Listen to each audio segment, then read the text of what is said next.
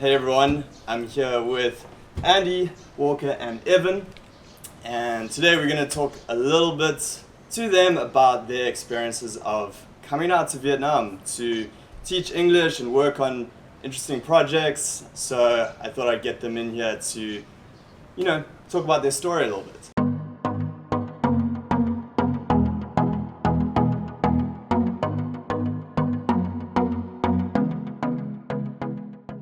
So yeah, let's crack straight into it. I'd be really interested to hear from you guys what you were doing back home before you decided to come out and teach it. Yeah, well, we're all childhood friends from the States, from Iowa specifically. Local. And representing there. We all kind of graduated college around the same time and decided to come out here. I guess we all have a little bit of a different story, but we all graduated with a business degree. And I had accepted a job to do sales for an office furniture company. Sweet. Yeah, that was really exciting. So anyway, this guy here convinced me to come along, and so that's kind of my brief where I was before this.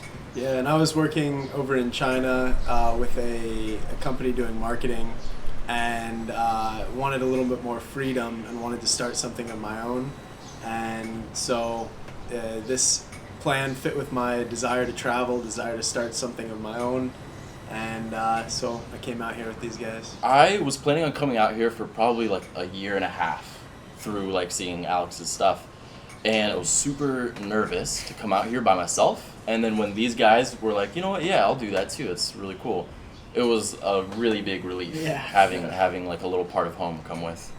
Yeah, that's a big thing. We were just talking about that briefly earlier, is how it can seem like such a big thing. So Andy, you were thinking of doing it for a while. What was it that made you consider coming out to do this here? Well, when you break down the numbers of how much money you can make and save, your purchasing power here, with the amount of time you're working, it's pretty crazy how nice of a life you can live out here on working, 20 hours a week or so. And then so that gives like someone who's entrepreneurial minded like us some time to also work on other things and other projects, whatever that may be for anyone. Yeah, and actually it was really interesting. Andy sent me an email a while before he came out and told me about a blog post he wrote, which I thought was great because obviously, I made tons of videos about living out here and teaching, but what he did was really break down some of the numbers of, versus the cost of living back home versus out here and how much you teach, and just, it was such a good breakdown. I actually made a video that was inspired by that, so I'll link to that, you can check it out. But yeah, maybe you could just mention a couple of those like specifics if you remember them. Yeah. So, in that decision-making process, I was between living like in, a nice city in the U.S. like Denver or something, and the average amount of money that someone with my degree makes, and compares that with the expenses that you'll have in Denver and like the quality of life you can have. And really, when you break it down, not in just terms of nominal dollars, but in hours spent working and like the currency conversions and things, like you're living a better life here, like mathematically, which is pretty bizarre. Yeah. But when you break it down like that, it's kind of a no-brainer in a way.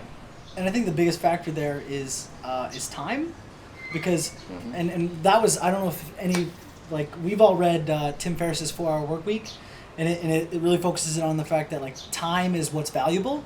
And so if you're able to work 25 hours a week and have so much more free time, you can be entrepreneurs, you can do your hobbies, like you can really live how you want to live, which is super exciting.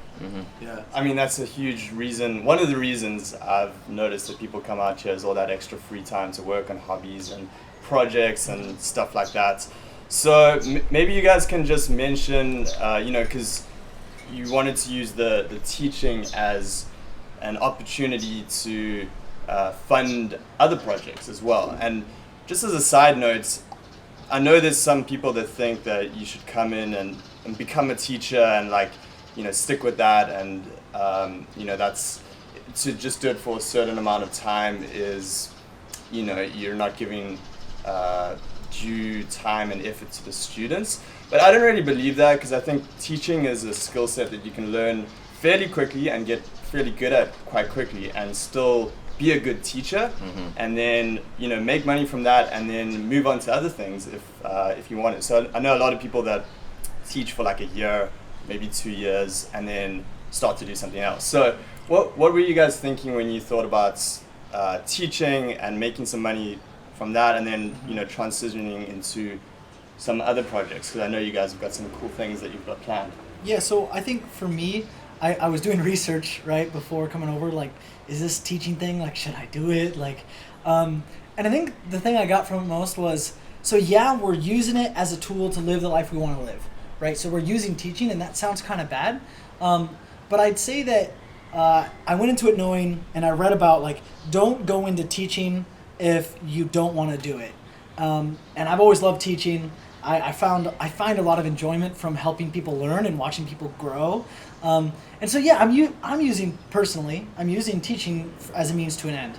But it's not to say that the 20 hours a week that I'm teaching, I'm not putting all of my effort into that. Yeah. And it's important to know that distinction. We talk about, like, it's super cool to have all this free time, but teaching is your job. And certainly after the in-class TEFL, I feel capable, like the skill set is up to par with like being a good teacher. Yeah, so just a quick follow-up with that. A lot of people are considering maybe doing an online course versus an in-class course, and obviously there's a difference in price. It's more of an investment to do an in-class course, but do you think that's worth it, and who do you think that's a good thing for? Yeah, I definitely think that the in-class was worth it, and the big thing for me, there were a few factors. One of them is it gave me, as someone who doesn't have, I have experience teaching, but not in this form, and so getting that role model of being in the class and being taught how to be a teacher effectively, seeing that and being able to base my teaching strategy on that and emulate the skilled teachers that we had, I think that was something that was big. As well as coming out here, you don't know anybody, and this gives you a community. You have the group of students that you're with, the group of other teachers, and that community, especially out here where you're kind of isolated, it really becomes an interesting and close community. Yeah, so we're living with some people right now in our Airbnb that we have the course with, that we really get on with well. It gives you, so when you do an online certification course, you get maybe the facts, like this is how you need to do a class, but you've never done it. But I think even more than that, like very selfishly, you figure out what teaching style you like the most, but more importantly, like what age group, right? Like there are people who love teaching 5-year-olds, there are people who love teaching adults, and it might be tough to know exactly what one you want until you get actually in-class experience. So it's really cool to come out of that in-class certification and know exactly what age groups I work with best. If you guys have watched any of my videos, you would have seen there's like a lot of cool stuff to do out here. Southeast Asia is awesome.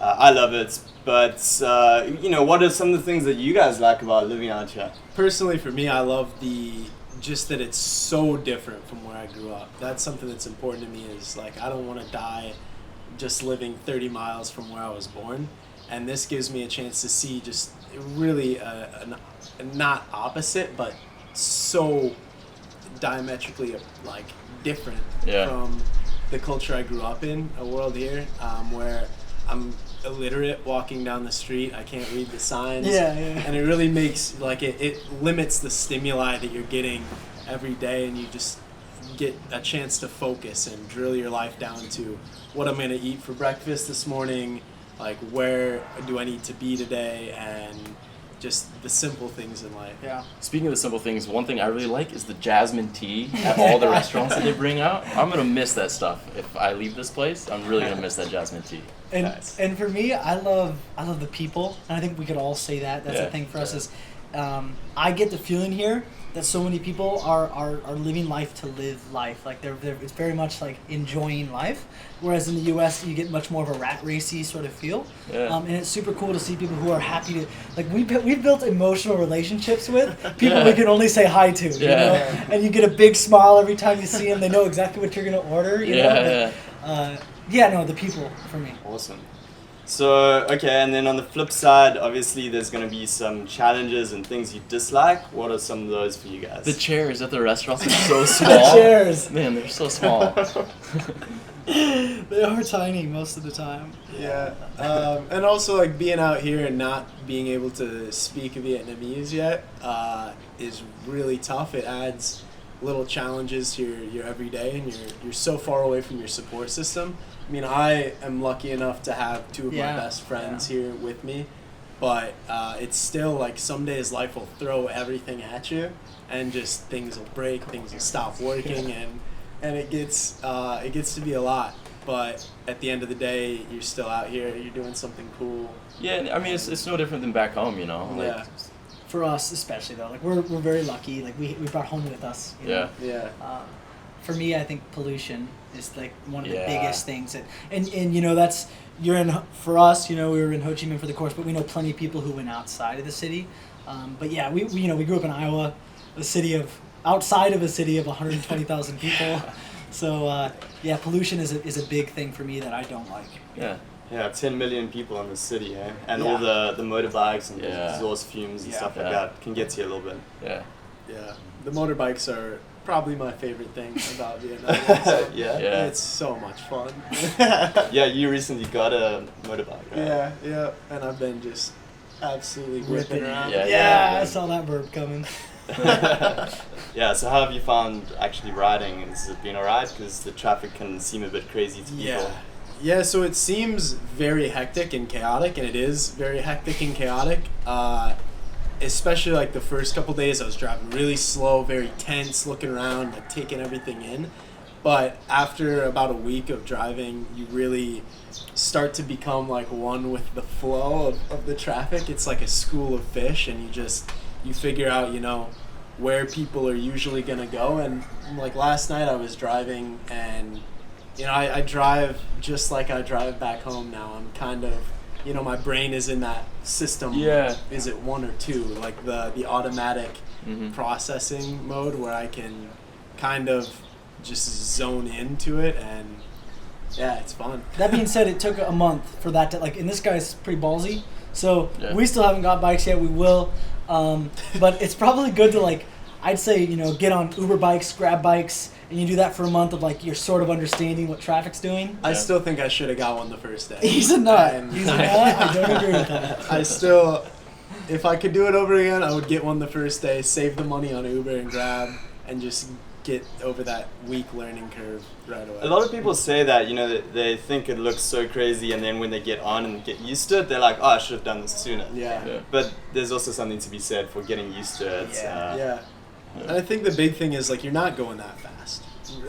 Most of the time you're going 30 to 40 kilometers per hour, which is not too fast. So Yeah, something interesting about that is I heard a stat recently about 80% of accidents in, I think, the US were caused by people texting and driving and drunk driving and stuff like that. Yeah. And that's, so you think you're safe because it's so organized, but actually you could just get hit by someone who's texting and driving, and that's that. Whereas here, you know, there's a bit more chaos, but everyone's on their bikes, driving slowly, very aware, Yeah. and I don't know if that necessarily means it's safer. It's maybe not the Right. safest thing ever, It's a but good point, though. it's a different kind of danger, right? And Yeah. I've seen people get into accidents and they kind of go down and then they get up again and drive off. So for people that are concerned about the danger of it, that's just a point to consider. I'm not saying any conclusive stuff about that. Yeah, I agree.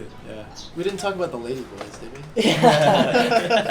There was a girl that messaged us on Instagram, and was like, you know, I think you guys, because she follows you on your channel, and she said I want to see more like you guys need to show more about the city.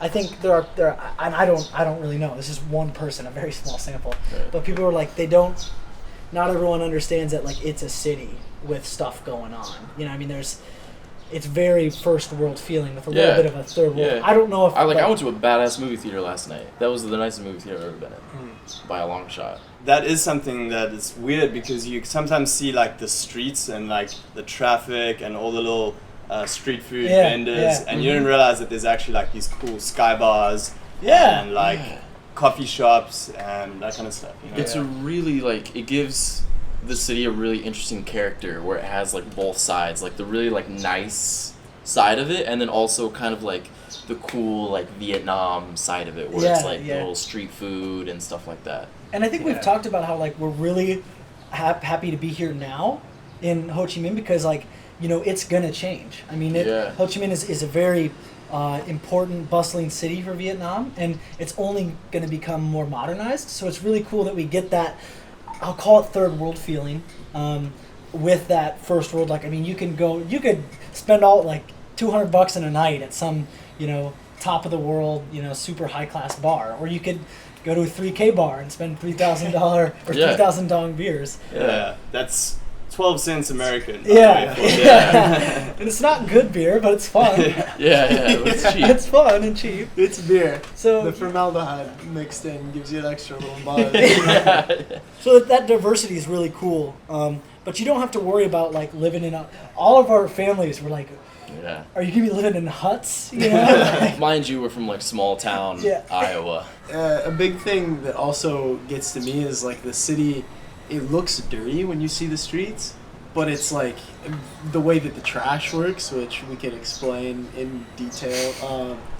It's always dirty, but also always clean because they like, have the system of they always wash everything Yeah, and they sweep are. the streets. Mm-hmm. But that's like how they centralize the trash to the street and then take it away. Yeah, it's interesting, and a lot of people think that eating street food you're gonna get sick. But my experience of living in Asia for like 3 years is I've got like sick from food I think 3 times. Yeah. One time I know it was from an expensive Indian restaurant in Vietnam, Yeah. and the other 2 times like not too sure, but that's not that bad from all that time, and I eat street food all the time. Yeah. So they keep the restaurants quite clean, but despite that you kind of see like some trash in the street and stuff like that. Yeah. So it's weird like that, right? Yeah. And like there's some incredible street food here. Oh yeah. We get street food. And every day. incredible food in general. You know what bam bazan? Bun bao, yeah. Yeah. Like the dough stuff with With with like like an egg, sausage hard-boiled and an egg, egg and in it. sausage in the middle. yeah. I So eaten good. Probably 5 of those a day since I've been like this month. Nice. Anything else that you guys want to add, like to maybe someone coming out here that wants to, well, is thinking about it, is Yeah. considering coming out here? Who is this for? Who is it not? Like, what Yeah. would you say to someone, given that there's a wide range of people with, different preferences and personalities? What would you say to someone considering doing it? I would say if you're considering coming out here right now, you are pretty nervous about it, and it's like so normal.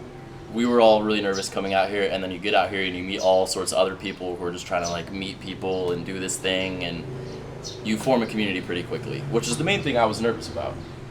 Yeah, and I would say if you are nervous about coming out here and forming a community, and that's something that's holding you back, I would say that taking the in-class TEFL is a really good way to make that not a problem, because the people you're going to be in the class with are a lot like you. They've made this same decision, Yeah, and it kind across of the world. acts as a filter, and you'll find that the people out here that are doing this same thing are very, very interesting. There's a wide variety of people, and I think you're really going to enjoy it. And Yeah. I think my advice would be, looking back at my decision, I had that job with the office furniture company, and it was safe, and it was a good salary, good benefits, and it's a good company. I really can't say anything bad about it. Yeah. But it was such a hard decision to make, even with 2 of my, at the time, there was 4 best friends that were in on it, and besides me. And even with that, that amount of support, it was super hard for me to say, yeah, I'll do it with you guys. And now we're 2 best friends down. They had other obligations. But I look back and I was like, gosh, that would have been that was such an easy decision for me looking back. I'm so happy to be where I'm at, doing what I'm doing. But on the other side, I think what I said earlier about if you're going to come out here and teach, do it because you want to come out here and teach. Because by no means would I ever want to suggest to somebody to do something because it sounds cool, but you got to want to be, Asia and the lifestyle, like it's fantastic. But you gotta want to teach. So those are my 2 things. Mm-hmm. Cool. So bringing it back, what are you guys up to now? Because I think, you know, a lot of people come out and they get a job, and there's some great job opportunities here, but you guys are doing something a little bit different. So why don't you tell everyone what you're up to and the projects you're working on, and, you know, how you're going about doing the online teaching stuff? We, you know, looked around at opportunities of teaching within Ho Chi Minh City, and then Andy kind of pointed us towards teaching online. And so we did a lot of research, and there's a lot of online teaching companies out there, and there's a lot of high-paying online teaching companies, especially Chinese companies. Those are the ones that tend to pay higher. So we looked into those opportunities. I mean, you could get paid anywhere from $15 an hour to 20 to even $22 an hour teaching online. Mm-hmm. And we really like the idea of that because we can be locationally independent. I mean, we really plan on getting an Airbnb like per month almost. And like we could be in Ho Chi Minh for a month, teach online, and then move to Thailand for a month. And as long as we have good internet, that's the only thing tying us down. Yeah. We don't got to find a new job everywhere we go. Yeah. So that's where we're at with that. And, you know, we spent some time applying to these companies, and you get a job offer, at least like with our qualifications of having a bachelor and an in-class TEFL, like we got job offers from all of them. Yeah. So that's worth looking into. But also in our free time, we are starting our own business, which is a digital marketing agency, and also we have our own blog. Yeah. So we came out here with the goal to, as we build this life that we want, documenting the whole thing and kind of showing people how we do it. And the first step is like we came out here and online teaching and everything. So we've been documenting that over at Trek Yeah. We're on YouTube, as well as Trek Yeah on Instagram, Facebook, and Twitter. And that's TrekYeah. Yeah, so we're really, and we've got trekyeah.com as well. I don't know if I already said that. But we're using a lot of the free time that we have with teaching. Our focus is you know, documenting it obviously, but also building the, you know, digital marketing agency, kind of focused on content marketing. So there's people who come over here and they want to, like Kia, you know, he wanted to get back into drawing. Like one of our friends from the course wanted to like spend more time on like really living. His hobbies, yeah. His hobbies, yeah. And for us, we're using that free time to build a marketing agency that we want to see grow over the next couple of years, and we have a lot of goals with that. And while we document it all, so that's where we're at. Yeah, that's awesome. And we're going to do an interview over on their channel, so check that out. Very cool channel with like lots of raw insights and you know, just very like real about what the experience has been like. So very cool channel, check it out. And just to go a little bit deeper on that point, like what does that look like for you, that life that you want to build that you mentioned? Because you've mentioned all the steps that you're taking, but what is it that you're actually looking to achieve with this? The main thing, speaking for myself, I guess, is location independence, and you can be where you want to be, when you want to be there, with who you want to be. So, you know, like most of our friends back home, our family, they're tied to a place, and it's like if I, you know, got a job somewhere, I would only be able to see them so often. But now, because friends and family are very important to me, I can visit them, I can be with them however long, whenever I want to, or I can, you know, be here in Southeast Asia. Yeah. And so the location independence is important, as well as just creating something that's ours that we can take in a direction and we have total control over, and building something where we can do what lines up with our values and say no to what doesn't line up with our values, and control that. Well said. And I agree with those two guys. Location independence is huge. All of us are like, we have awesome families, awesome friends. We are so fortunate and so thankful for everything. And yeah, but location independence is huge because we want to see the world and we want to spend time with our families and friends. Awesome, guys. Well, thank you for sharing. Really cool stuff. So head over to their channel and check out the interview we're doing over there, and you can subscribe and follow their stuff there. And yeah, I think that's all for this video, and speak to you soon in a new one.